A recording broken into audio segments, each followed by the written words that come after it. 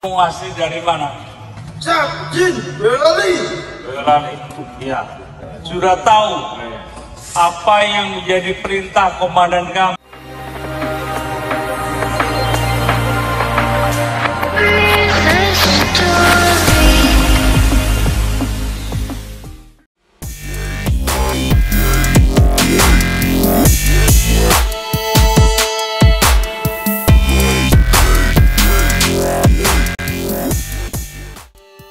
Sebagai prajurit militer, TNI harus melewati latihan yang keras dan mengerikan. Mereka dididik menjadi prajurit-prajurit kuat, baik fisik maupun mental. Tak heran jika sebagian orang geleng-geleng kepala ketika mendengar kisah latihan para TNI. Namun bagi para TNI, latihan-latihan itu tantangan yang harus ditaklukkan. Berikut ini kisah-kisah latihan keras para prajurit TNI. Batalion Intai Amfibi atau disingkat Yontaifib merupakan salah satu pasukan elit di Korps Marinir Tentara Nasional Indonesia Angkatan Laut yang dilatih keras. Dalam perang, mereka ini yang akan diterjunkan di garis depan untuk melakukan sabotase atau pembuka jalan bagi pasukan reguler. Sebelum pembaretan, setiap anggota baru akan dilatih sebagai tawanan dan dibuang ke tengah laut dengan kaki dan tangan terikat. Kemudian dalam pertahanan darat mereka akan dilepaskan di tengah hutan dan pegunungan agar berlatih bertahan hidup. Tak ada perbekalan yang diberikan kecuali perlengkapan tempur, seragam dan tubuhnya saja. Latihan ini berlangsung selama 9 bulan berturut-turut. Jika tak lulus, mereka akan dikembalikan ke kesatuannya masing-masing. Salah seorang anggota Yontaifib 2 menceritakan, saat kita kehabisan logistik, inilah berkah dari ilmu survival, di mana dalam keadaan lapar kami tetap bisa bertahan hidup. Kami juga belajar untuk mengetahui tanaman mana yang bisa dimakan maupun tidak.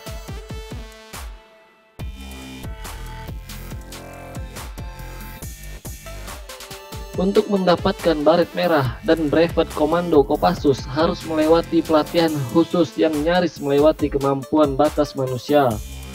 Latihan tersebut diantaranya, tahapan pertama yang harus dilalui adalah tahap basis, yaitu pemusatan pelatihan di Pusat Pendidikan Pelatihan Khusus.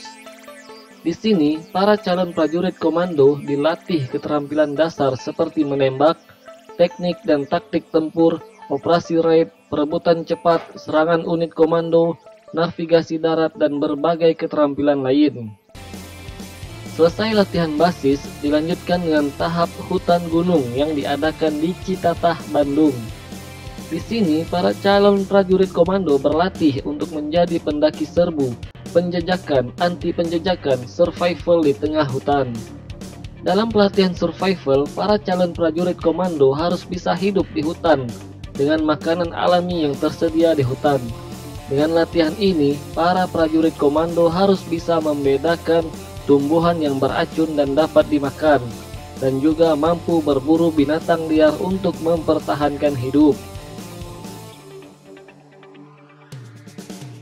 Latihan yang dilakukan calon prajurit TNI rupanya bikin kagum media asal Inggris.